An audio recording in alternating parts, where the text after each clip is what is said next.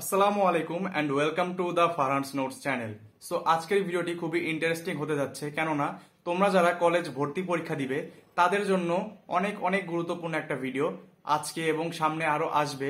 ফিজিক্সের উপর আজকে দিচ্ছি দ্বিতীয় অধ্যায়ের উপরে, যে তোমরা কিভাবে 5 থেকে 6 মিনিট অথবা কোনো কোনো ক্ষেত্রে 10 মিনিটও লাগে অনেকের, যারা ভালোভাবে পারে না, এই ধরনের অঙ্ক তোমরা 5 থেকে 10 সেকেন্ডের মধ্যে ইজিলি করে ফেলতে পারবে। তো এইসব বিভিন্ন শর্ট ট্রিক্সের জন্য সম্পূর্ণ ভিডিওটা দেখো। সামনে আরো অন্যান্য অধ্যায়ের উপর আসবে, ম্যাথের বিভিন্ন অধ্যায়ের উপর আসবে। এর আগেও আমি বিভিন্ন টিপস এবং ট্রিক্স দিয়েছি, সেগুলোর প্লে লিস্ট দেওয়া আছে, তোমরা অবশ্যই দেখে নাও। কেননা তোমাদের অ্যাডমিশনে কিন্তু তোমরা বেশি সময় পাবে না। একটা এমসিকিউ এর জন্য অথবা শর্ট কোশ্চেনের জন্য তোমরা 30 সেকেন্ডের মতো টাইম পাবে।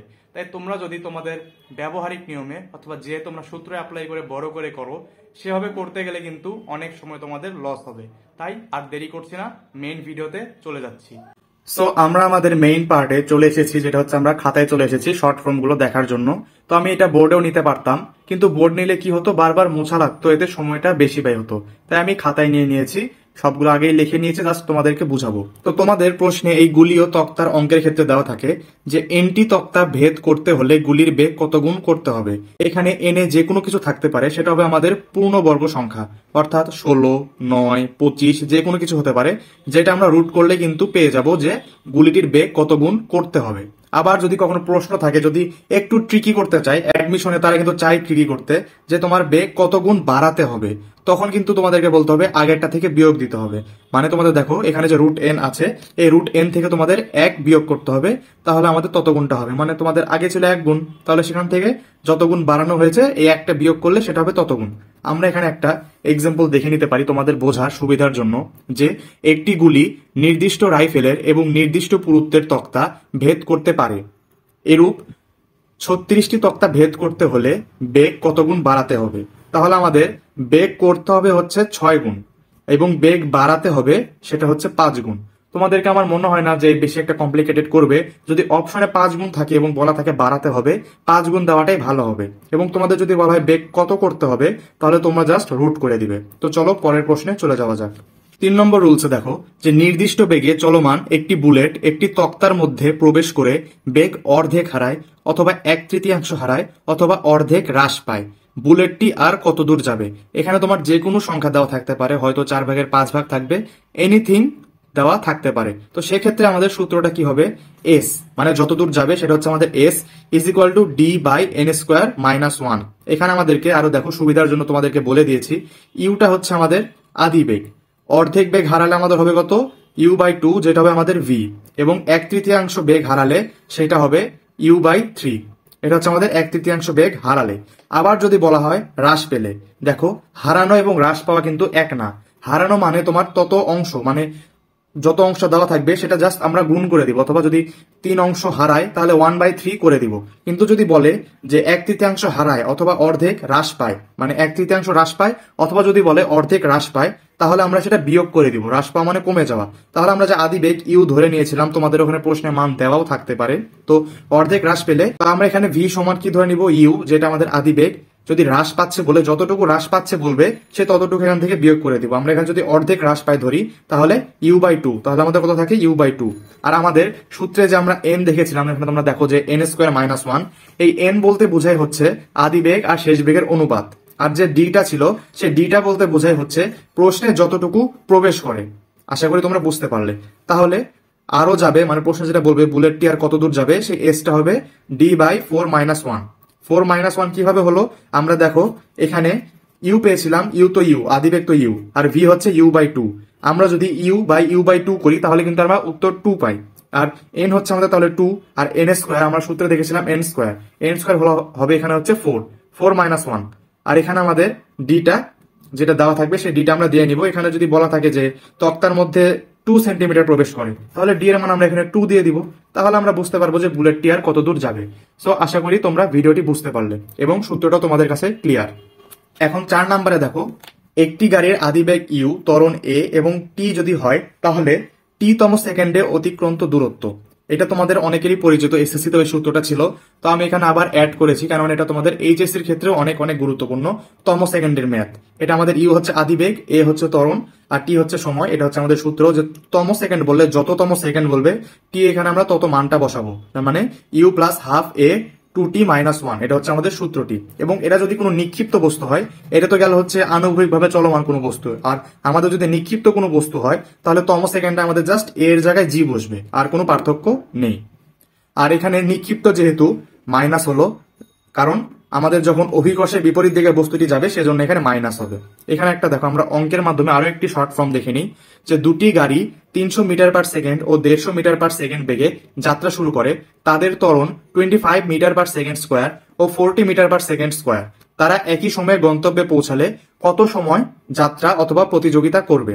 এক্ষেত্রে আমাদের সূত্রটা কি? যাত্রার সময় যেহেতু বের করতে বলেছে, যাত্রার সময় T is equal to 2 into del V by del A. Del বলতে আমরা কি বুঝি? পার্থক্য। এখানে কিসের পার্থক্য? বেগের পার্থক্য এবং ত্বরণের পার্থক্য। দুইটি গাড়ির যে বেগ এবং ত্বরণ দেওয়া থাকবে সেটির পার্থক্য, বড়টা থেকে অবশ্যই ছোটটা। 300 থেকে 150 করলে এবং আমরা এখানে এ অর্থাৎ ত্বরণ 40 থেকে 25 বিয়োগ করলে আমরা এখানে যদি ক্যালকুলেশন করি আমাদের উত্তর আসবে টি হচ্ছে 20 সেকেন্ড, যেটা হচ্ছে উভয় গাড়ির প্রতিযোগিতার সময়। তোমাদেরকে একটা বিষয় লক্ষ্য রাখতে হবে যে দুটি গাড়ি একই সময়ে গন্তব্যে পৌঁছাতে হবে, তাহলে তোমাদের কিন্তু এই সূত্রটা অ্যাপ্লাই করতে পারবে। তো চলো পরের ম্যাথে চলে যাওয়া যাক। এখানে আমরা আরো শর্ট ফর্ম দেখতে পাচ্ছি যে নিক্ষিপ্ত বস্তুর সর্বোচ্চ উচ্চতা, যেটা হচ্ছে আমাদের capital H is equal to U square by 2g। এটা তোমাদের শেখা সূত্র, জাস্ট এটাকে সংক্ষিপ্ত ফর্মে আনা হয়েছে। তো আরেকটা দেখো বিচরণকাল, যেটা হচ্ছে উড্ডয়নকালও অনেক সময় প্রশ্নে বলা থাকে যে হাওয়ায় কতক্ষণ বিচরণকাল করেছিল কোনো বস্তু, নিক্ষিপ্ত বস্তু। তো বিচরণকাল টি সমান 2u বাই জি, মানে বস্তু কতক্ষণ শূন্যে থাকবে। এটা তো তোমরা বুঝতেই পারছো, সেজন্য অঙ্ক আর দেখালাম না। যেগুলো ইজিলি বোঝা যায় সেগুলোর অঙ্ক করে দেখানোর কোনো প্রয়োজন নেই, সময় নষ্ট করার কি দরকার। তারপরে দেখো 8 নম্বরে এ ও বি বস্তু সমান্তরালে গতিশীল। এ 2 মিটার পার সেকেন্ড স্কোয়ার সমত্বরণে এবং বি 4 মিটার পার সেকেন্ড সমবেগে গতিশীল। এরা পরস্পরকে অতিক্রম করার সময় কত হবে? এরকম অঙ্কের ক্ষেত্রে তোমাদেরকে অবশ্যই লক্ষ্য রাখতে হবে যে একটা বস্তু মানে দুইটা বস্তু অবশ্যই সমান্তরালে থাকতে হবে, তাহলে কিন্তু এই সূত্রটা প্রয়োগ করতে পারবে। কয়েকটা ক্রাইটেরিয়া আছে, একটা না, যে সমান্তরালে থাকতে হবে দুইটা বস্তু। তারপরে প্রথম বস্তু থাকতে হবে সমত্বরণে, দ্বিতীয় বস্তুটা কিভাবে থাকতে হবে? সমবেগে। মানে এই তিনটা জিনিস থাকলে তোমরা অবশ্যই এই সূত্রটা অ্যাপ্লাই করতে পারবে, শুধু আসলেই করে দেওয়া যাবে না। তাহলে দেখো এরা পরস্পরকে অতিক্রম করার সময় T is equal to 2v by A, অর্থাৎ বেগটা একটাই দেওয়া থাকবে সমবেগ, সেই ভি এর মানটা এখানে তোমরা বসিয়ে নিবে এবং এ এর মানটাও বসিয়ে নিবে। তাহলে এখানে আমরা যদি ক্যালকুলেশন করি, সিম্পল ক্যালকুলেশন করলে 4 সেকেন্ড পর পর একে অপরকে অতিক্রম করবে। মানে কত সেকেন্ড পর পর পরস্পরকে অতিক্রম করবে? 4 সেকেন্ড পর পর। এরকম অঙ্কও কিন্তু অনেক আসে যেগুলো তোমাদের করতে 2 থেকে 3 পৃষ্ঠা অথবা 1 পৃষ্ঠা, মানে 4 থেকে 5 মিনিটের মতো সময় লেগে যায়, কিন্তু এগুলো সূত্রের মাধ্যমে কয়েক সেকেন্ডে তোমরা বের করে ফেলতে পারছো, দেখতেই পারছো। তো 9 নম্বরে দেখো মন্দনের দ্বিগুণ দূরত্ব হলে এবং গাড়ি থেমে গেলে যত দূর থামানো হবে ততই হচ্ছে আদিবেগ। মানে কোনো একটা বস্তুর মন্দন দেওয়া থাকবে এবং সেই মন্দনের দ্বিগুণ যদি দূরত্ব এই গাড়িটি অতিক্রম করে এবং থেমে যায়, তাহলে যত দূর থামানো হবে ততই আদিবেগ। আরেকটা জিনিস তোমাদেরকে দেখাই ক্লিয়ার করে। মনে করো কোনো একটা গাড়ির মন্দন হচ্ছে 2 মিটার পার সেকেন্ড স্কোয়ার। মনে করো কোনো একটা গাড়ির মন্দন 2 মিটার পার সেকেন্ড স্কোয়ার এবং গাড়িটি 4 মিটারে গিয়ে থেমে গেল, অর্থাৎ গাড়িটির যে এস সেটা হচ্ছে 4 মিটার এবং সেখানে গিয়ে থেমে গেল। তাহলে আমাদের আদিবেগটা কি যদি চাই, তাহলে যতদূর দূরত্ব অতিক্রম করেছে সেটা হবে আমাদের আদিবেগ, অর্থাৎ আমাদের আদিবেগ হবে 4 মিটার পার সেকেন্ড। এটা হচ্ছে আমাদের সূত্র, যদি এই ক্রাইটেরিয়া গুলো ফলো করে যে মন্দনের দ্বিগুণ দূরত্ব এবং গাড়ি সেই জায়গায় গিয়ে থেমে যাবে, তাহলে আমাদের আদিবেগ চাইলে এটা হবে আদিবেগ। এবং যদি আমাদের মন্দন দ্বিগুণ না হয় তাহলে আমাদের সূত্র জানাই আছে, যেটা আমরা এখানে শর্ট ফর্মে লিখেছি, আদিবেগ u is equal to √2as। যদি আমাদের মন্দনের দ্বিগুণ না হয় তাহলে আমরা এইভাবে আদিবেগ বের করব। তো চলো আমরা আরেকটি ম্যাথের মাধ্যমে আরো একটি শর্ট ফর্ম দেখে নিই যে 400 মিটার উচ্চতা হতে একটি বস্তু ফেলা হলো, আরেকটি বস্তু 100 মিটার পার সেকেন্ড বেগে নিক্ষেপ করা হলো, বস্তুদের কখন ও কত উচ্চতায় মিলিত হবে। এটা কিন্তু অনেক বড় একটি ম্যাথ, 5 থেকে 6 মিনিট লেগে যায় তোমরা যদি প্রচুর ভালোভাবে পারো, অথবা তারও বেশি লেগে যায়। এখন আমরা দেখবো কয়েক সেকেন্ডে, জাস্ট কয়েক সেকেন্ডে তোমরা কিভাবে করতে পারবে। এখানে দেখো প্রথমে চেয়েছে যে বস্তুদের কখন মিলিত হবে। মিলিত হওয়ার সময় আমাদের টি হচ্ছে এইচ বাই ভি। এইচ বলতে যত উচ্চতা হতে ফেলা হবে, মানে সর্বোচ্চ উচ্চতাটুকু, যেটা হচ্ছে আমাদের 400 মিটার, এবং ভি কোনটা? আরো একটি বস্তু মানে অন্য আরেকটি বস্তু যে বেগে নিক্ষেপ করা হয়েছে, যেটা আমাদের এখানে 100 মিটার পার সেকেন্ড প্রশ্ন দেওয়া থাকবে, সেই বেগটা আমরা এখানে বসিয়ে দিব। তাহলে বস্তু দ্বয়ের মিলিত হওয়ার সময় হচ্ছে 4 সেকেন্ড। এবং আরো একটি প্রশ্ন ছিল যে কত উচ্চতায় বস্তু দুটি মিলিত হবে। উচ্চতা যদি আমরা ক্যাপিটাল এইচ ধরি এবং যে উচ্চতা থেকে ফেলা হয়েছিল সেটা 400 মিটার, সেটা যদি আমরা স্মল এইচ ধরি, তাহলে আমাদের সূত্রটা কি হবে? Capital H is equal to small H by G by 2 H by V এর হোল স্কোয়ার। মানে আমরা এখানে যে সময়টা পেয়েছিলাম সেটার স্কোয়ার হিসেবে এখানে টি আমরা দিতে পারতাম, কিন্তু ডাইরেক্ট এখানে আমরা সূত্রটা লিখেছি। তোমাদের যদি এইচ বের করতে বলে ডাইরেক্ট এই সূত্র অ্যাপ্লাই করে ফেলবে। এগুলো সবগুলোই কিন্তু শুধু এমসিকিউ এর জন্য, তোমরা জানো কোনো সমস্যা হবে না অ্যাপ্লাই করলে। সিকিউ এর জন্য কিন্তু এই সূত্রগুলো প্রযোজ্য নয়। সিকিউ এর ক্ষেত্রে প্রযোজ্য করবে, কিন্তু সেক্ষেত্রে আরো লম্বা ডিস্টেন্স আছে এই সূত্রটুকুতে আসার জন্য। এখানে দেখো, এখানে আমরা এইচ এর মানটা 400 বসাবো, জি এর মান 9.8, এইচ এর মানটা 400 এবং ভি এর মান আমরা আগে যে বসিয়েছিলাম 100 মিটার পার সেকেন্ড। তাহলে আমরা অ্যান্সারটা পাবো হচ্ছে 321.6 মিটার। এভাবে আমরা বস্তুদ্বয়ে মিলিত হওয়ার উচ্চতা এবং সময় ইজিলি বের করতে পারবো। তো আমরা প্রায় শেষ পর্যায়ে চলে এসেছি দ্বিতীয় অধ্যায় থেকে। মানে যতগুলো সূত্র তোমাদেরকে দেখানো সম্ভব, যতগুলো শর্ট টেকনিক দেখানো সম্ভব অ্যাডমিশনের জন্য গুরুত্বপূর্ণ, সেগুলো আমি তোমাদেরকে দেখিয়েছি। এছাড়াও অনেক ছোটখাটো সূত্র আছে যেগুলো তোমরা আশা করি এসএসসি তে শিখে এসেছো, তাই দেখালাম না। সেগুলো এমনিতেও যদি সূত্র অ্যাপ্লাই করে করো ইজিলি করা যায়। তো 11 নম্বর দেখো, টাওয়ার থেকে 4 সেকেন্ডে মার্বেল ভূমিতে পতিত হলে টাওয়ারের উচ্চতা কত? সেক্ষেত্রে আমরা কোন সূত্রটা প্রয়োগ করব? টাওয়ারের উচ্চতা H is equal to half GT square.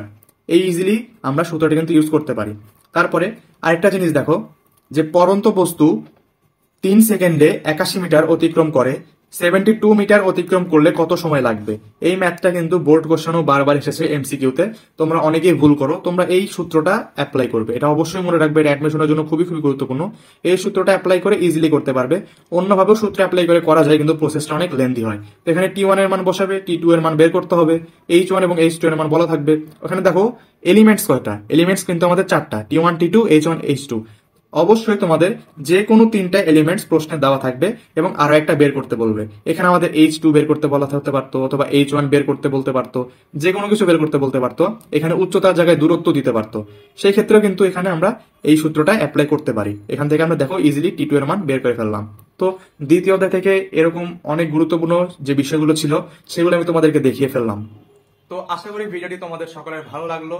কোনো না কোনো নতুন জিনিস অবশ্যই শিখতে পেরেছো, এবং যদি তোমাদের কাছে সবকিছু পুরাতন হয়ে থাকে তাহলে তোমাদেরকে কংগ্রেচুলেশনস, কেননা তোমরা অন্যদের চাইতে অনেক বেশি এগিয়ে আছো।